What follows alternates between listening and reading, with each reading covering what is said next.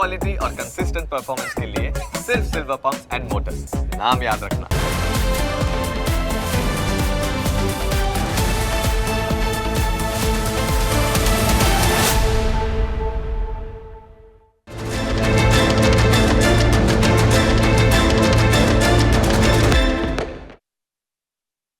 વાત દર્દીઓને ચીરતા દવાખાનાઓની કરવી છે।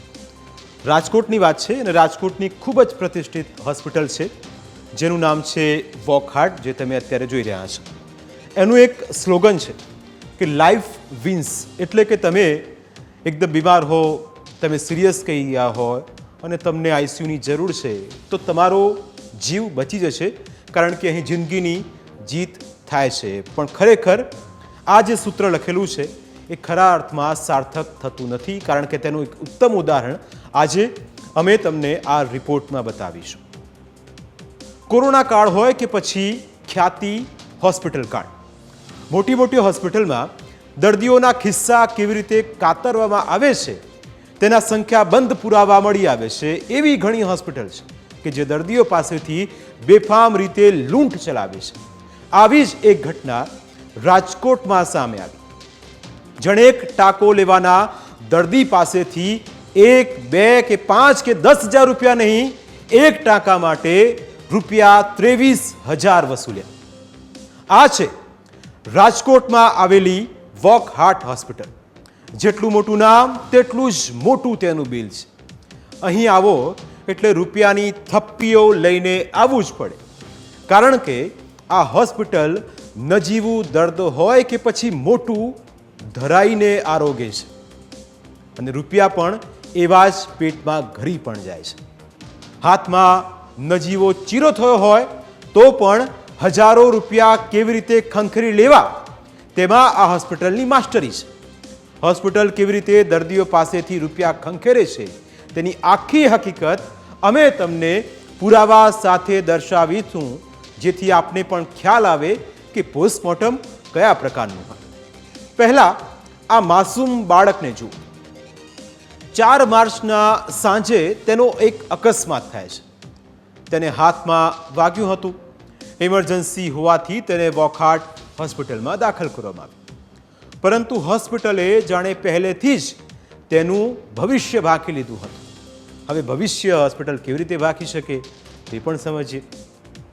દર્દીના ફાઇનલ બિલની આ એક કોપી છે જે તમે જોઈ રહ્યા છો, જેમાં તેને દાખલ કરવાની તારીખ 4 માર્ચ છે અને સમય છે સાંજના 7:34।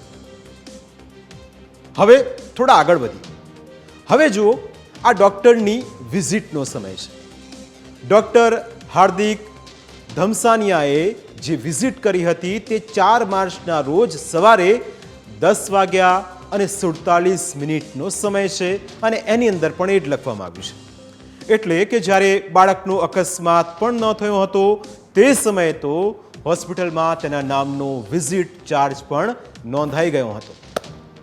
તેવી જ રીતે ઇસીજી રિપોર્ટ પણ સવારે 10:47 આવી ગયો હતો, અને તેનો ચાર્જ પણ સીધો લખાઈ ગયો હતો, જાણે કે હોસ્પિટલને બાળકના અકસ્માતની જાણ પહેલેથી જ થઈ ગઈ હતી। એટલે હોસ્પિટલે સાંજે એડમિટ થયેલા બાળકના કેસમાં સાંજના ચાર્જીસ પણ સવારે જ લગાવી દીધા। હોસ્પિટલમાં કેટલા ગોટાળા ચાલતા હતા તો આ એક ફક્ત ટ્રેલર હતું। જો આખું પિક્ચર તમે જોશો તો ખ્યાલ આવશે કે હોસ્પિટલમાં કેટલી હદે બેફામ રીતે ચાર્જ પણ વસૂલવામાં આવે છે। આ માસૂમ બાળકના સ્વજનો તેને ઝડપી અને ઓછા ચાર્જમાં સારવાર મળી રહે તે માટે વોકહાર્ટ હોસ્પિટલમાં લાવ્યા હતા, પરંતુ તેમને ક્યાં ખબર હતી કે આ હોસ્પિટલ લૂંટવામાં માહિર છે। જેમ જેમ કલાકો વીતતા ગયા તેમ તેમ બિલનું મીટર પણ ચડતું ગયું હતું, કારણ કે અહીં પૈસા ખાલી લેવાના હતા। બાળકને હોસ્પિટલમાં ફક્ત એક જ દિવસ રાખવામાં આવ્યું હતું અને 7 ટાંકા લેવામાં આવ્યા હતા, જેનું બિલ 1,60,000 રૂપિયા આવ્યું હતું, જે આ કોપીમાં તમે પણ જોઈ શકો છો। હવે તમે વિચારો કે એક ગાયનેક હોસ્પિટલની અંદર પ્રસૂતિનો ચાર્જ પણ વધારેમાં વધારે એસી રૂમ હોય, ટ્રીટમેન્ટ જોરદાર હોય તો 70,000 થી 80,000 રૂપિયા હોય અને તેમાં પણ દર્દીને હોસ્પિટલમાં 2 થી 3 દિવસ રાખવામાં આવે છે, પરંતુ અહીં તો બાળકને ફક્ત એક જ ટાંકા લઈને 1 દિવસમાં રજા આપી દેવામાં આવી અને એ પણ 60%. તેમ છતાં આટલું બધું બિલ પધરાવી દેતા પરિવાર પણ હિપતાઈ ગયો. ચોંકાવનારી વાત તો એ હતી કે કેશલેસ સારવારમાં ઇન્સ્યોરન્સ કંપનીએ પણ કંઈ ચેકિંગ કર્યા વિના જ રૂપિયા પાસ પણ કર્યા. હવે અમે તમને હોસ્પિટલનો એક ચાર્જ દર્શાવીએ જેથી તમને ખ્યાલ આવે કે ગોલમાલ ક્યાં કરવામાં આવેલી છે. સૌથી પહેલાં જુઓ એની સર્જનની ફી. 4 માર્ચે રાત્રે 10:50 બાળકની સર્જરી કરવામાં આવી. તેના માટે ડૉક્ટર હાર્દિક ધમસાણિયાને 61,120 રૂપિયા ચૂકવવામાં આવ્યા. આ ફીનો આંકડો સૌ કોઈને ચોંકાવી દે તેવો છે. આટલી નાની સર્જરી માટે આટલી ઊંચી ફી વસૂલવામાં આવી હોય તેવું ક્યાંય સાંભળ્યું નથી અને પરિવારનો પણ આ જ દાવો છે. તેમ છતાં હજુ પણ આ ચાર્જ અહીં જ પૂરો થતો નથી. ડૉક્ટર ધમસાણિયા સાથે આવેલા કો સર્જનને પણ રૂપિયા 15,000 ચૂકવવામાં આવ્યા હતા. એટલે કે આંકડો ગણો તો એ થાય 76,000 રૂપિયા તો ફક્ત ડૉક્ટર ઓપરેશન કરવાના એટલે કે ચીરવાના લઈ ગયા. જે મોટા ઓપરેશન કરતા હતા અને એના કરતાં પણ આ રકમ વધારે હતી એવું પરિવારનું પણ કહેવું છે. સર્જન ફી બાદ એનેસ્થેસિયા ચાર્જ રૂપિયા 11,000 ચૂકવવામાં આવ્યો હતો. તે પણ ડબલ હોય તેવું જણાઈ આવે છે. આ રૂપિયા ડૉક્ટર ભાવિક ભુવાને ચૂકવાયા હતા. હવે આ જ રીતે આખા બિલ પર એક નજર કરીએ તો આપને ખ્યાલ આવશે કે સ્થિતિ શું છે. ડૉક્ટર હાર્દિક ધમસાણિયાની ફી 61,120 રૂપિયા. તેમનો સર્જરી ચાર્જ 21,400 રૂપિયા. ડૉક્ટર ભાવિક ભુવાનો એનેસ્થેસિયા ચાર્જ 11,000 રૂપિયા. એસોસિએટ કો સર્જનનો ચાર્જ 15,000 રૂપિયા. ઇમરજન્સી સર્જરી ચાર્જ 3,210 રૂપિયા.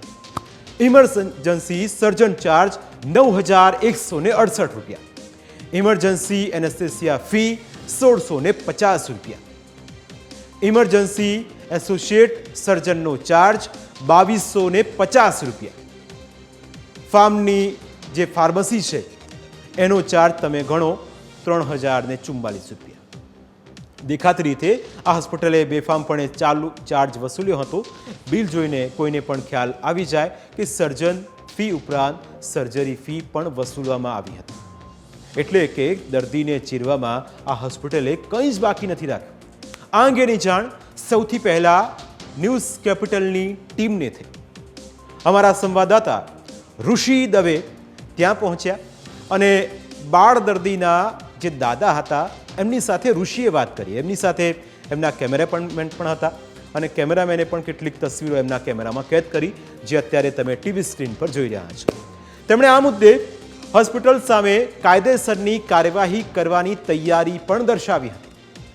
સમગ્ર ઘટનાને લઈ હોસ્પિટલની આબરૂના ધજાગરા ઉડ્યા બાદ જ્યારે હોસ્પિટલ પાસે આ અંગે જવાબ માંગવામાં આવ્યો તો પોતાની ભૂલ સ્વીકારવાને બદલે હોસ્પિટલના સત્તાધીશો પોતાની વાહવાહી લૂંટવા લાગ્યા. લાજવાના બદલે ગાજવા લાગ્યા. વોકઆઉટ હોસ્પિટલના સેન્ટર હેડ દુષ્યંત પટેલને જ્યારે પૂછવામાં આવ્યું કે ડૉક્ટર સાહેબ હાર્દિક ધમસણિયાને સર્જન ફી આટલી ઊંચી કેમ ચૂકવવામાં આવી તો તેનો જવાબ આપવામાં તેમનો પરસેવો છૂટી ગયો કેમ કે તે એસી રૂમમાં બેઠા હતા. પણ સવાલ એવો હતો ઋષિનો કે તેમના પરસેવા છૂટી ગયા અને તે ગલ્લા તલ્લા કરવા લાગ્યા. હવે કોઈ દર્દી પાસેથી આટલી ઊંચી ફી વસૂલવામાં આવે તે ક્યાંનો ન્યાય છે? જાણકારોનું માનીએ તો આટલી 7 ટાંકા લેવાની સર્જરી ફક્ત 50,000ની અંદર જ પૂરી થઈ જાય. આટલી સર્જરીમાં ઊંચું બિલ આવે તે ચોંકાવનારું છે. જેથી આવી હોસ્પિટલ સામે કડકમાંથી કડક કાર્યવાહી થાય તેવી પરિવારજનોની સાથે લોકો પણ માંગ કરી રહ્યા છે.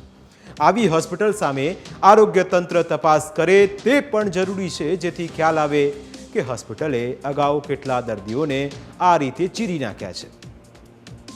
જો કડક કાર્યવાહી કરીને દાખલો બેસાડવામાં આવે તો લૂંટ ચલાવતી આવી બીજી હોસ્પિટલ પણ દર્દીઓને લૂંટતા પહેલા 100 વાર વિચાર કરશે, કારણ કે દરેક જગ્યાએ લોકોને ચીરવાનું ન હોય.